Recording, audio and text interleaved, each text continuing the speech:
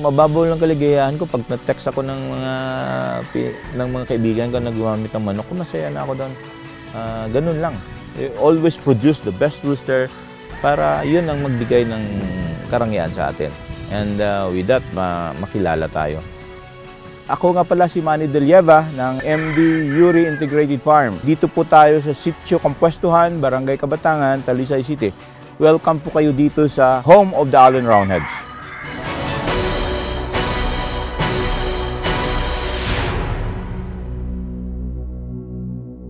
MD Yuri Integrated Farm stands for Manny De Lieva. Nung dumating yung anak ko, nagiging Manuel Dane Yuri Integrated Farm yan. Nung nag-start kami mag-breed, I always go with the veterans breeder like John Cometa, Ninong Juancho Aguirre. They always taught us na yung mga manok na parating nasa itaas pag naglaban, yun ang mataas na winning line. That time, konti pa lang yung manok ko. The famous Ote Queroso, hihiram-hiram kami doon.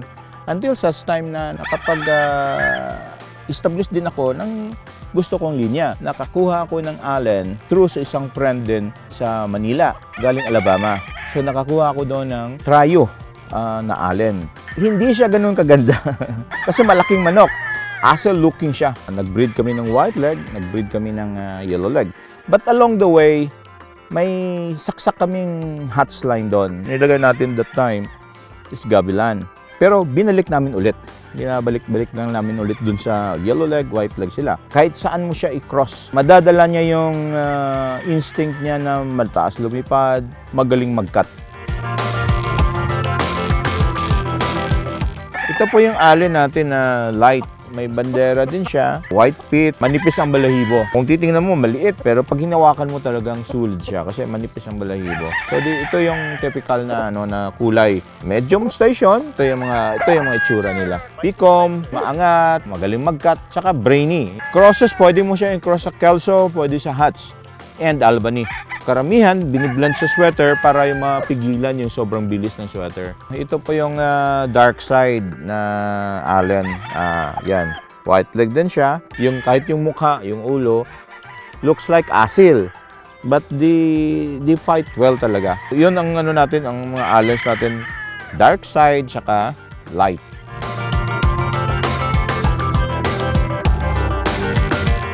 Itong linya na ito, nakilala din siya sa Luzon, hindi lang dito sa Negros. May gumamit na isang breeder dun sa Araneta, nag-champion sila doon. Going back dito sa Bacolod, na solo champion naman yung isang asosasyon din. The next year, nag-breeder of the year na, here comes Mang Boy Lechon na kumuha sa amin. And maganda talaga yung resulta nila doon. Hindi na siya yung dating pipitsugin na sinasabi nila na ang manok ni Manny, ano lang yan, tukmod-tukmod lang. Yan, talon-talon lang daw. Kung mag-breed ka kasi, titingnan mo kung ano yung parating nananalo, kung anong estilo ang nananalo, and mauulit mo.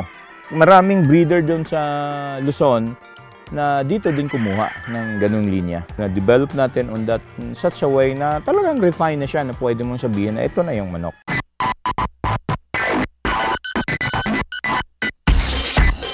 Ang Matsayas, parang barkada na lang din namin. Talagang maganda yung produkto. Hindi ka ba mahiya na mag-introduce sa kapwa mo breeder o sa kapwa mong fans na ito ang gamitin nyo para talaga sa manok na maayos. Makakatulong talaga. Ang pinakamalakas kong gamit dito during sa production ng sisaw is Set Pro, araw-araw na gamit. Nahalo namin sa tubig nila every morning. Nagpa-practice kami ng wet feeding dito morning and lunch. Yun ang ibabasa mo sa feeds para mas ganahan silang kumain. Subok na po natin yung Set Pro. Ito yung pinaka-importante talaga sa sisaw. Lalo na yung sisaw natin dito talagang wild na wild kasi hindi kami nag-net dyan Maulan, mainit. Makikita mo, masisigla talaga sila. Malikse, very athletic. Resperax naman, sa sisaw, preventive dose namin yon. Lalo na pag masama ang panahon, makikita mo, naglalagay kami sa tubig just for 3 days na preventive dose. 5 months bago mag-harvest, kung minsan merong makikitang may halak, bago magtali ka sa kanila, binibigyan namin ng Paracure. 4 to 5 days lang, okay na siya.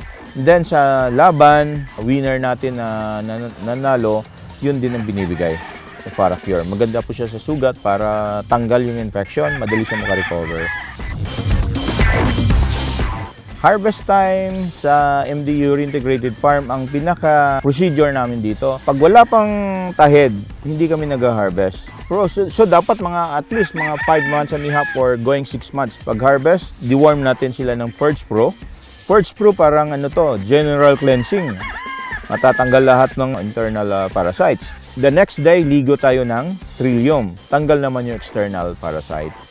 And then after a day, mag-inject tayo ng Boliboy para gumanda yung katawan. So, after 7 days, pwede mo itali. Proven na po natin yung Boliboy. Talagang formado yung katawan after 3 days. Di ba, nakapag-cord na tayo. Situate nyo po na every 15 days, itong stag natin, ma-inject po natin ng gold medallion. 0.3 to 0.5 every 15 days. Yun po ang ginagawa natin dito sa MDU Integrated Farm.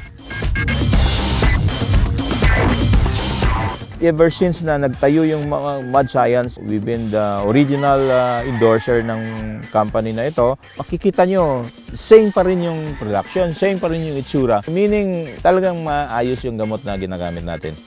Hindi siya pipitsugin, magaling.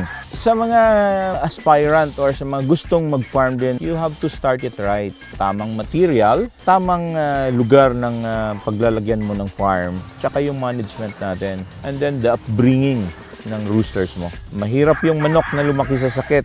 Kailangan talaga healthy para magpuproduce ka din ng magandang resulta sa farm. Pinaka-importante, hilig mo. Kasi kung nag-farm ka lang dahil sabi mo, gagayahin ko yung kaibigan ko, gagayahin ko si tatay, hindi. Dapat hilig po natin. Ang pagbibreed kasi ng itong manok, talagang pag-igihan mo din. Kasi pag hindi mo binigay yung buong puso mo sa ganito, wala ka din. Sa muli po, this is Manny De Lieva. Believe ako sa Mad Science.